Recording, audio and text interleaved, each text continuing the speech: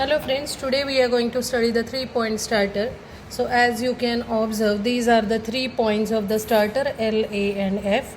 L stands for line, A for armature and F for the field winding. So these 3 points are taken from internally these 3 points L, A and F. Okay. So this point will go to the line terminal, this will go to the armature connection and this will go for a field winding connection.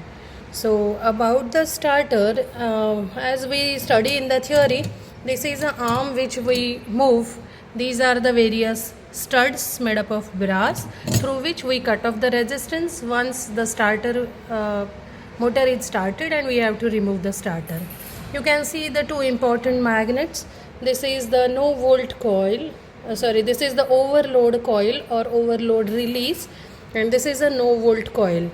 Whenever there is no voltage, that time this electromagnet will get demagnetized and it will release this soft iron piece and it will throw back the handle to its original position because of the controlling action given by this spring connected to the handle. Therefore, if our motor is in the running condition here and power goes off, then this magnet will be demagnetized and it will release the handle and handle will come back and motor will stop. This is the function of this no volt release. Likewise, this is a coil for overload. You can see a soft iron piece here which is below. So when overload is there, this gets attracted upward. So strip is moved upward because more amount of current will go through this magnet and its magnetic field will be more strong, which is ready to attract this strip which you can see beneath.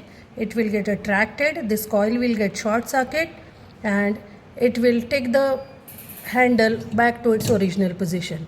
So this provides the protection against the overload and no volt. So this is a function of a 3-point starter. I hope all of you have understood it. Thank you.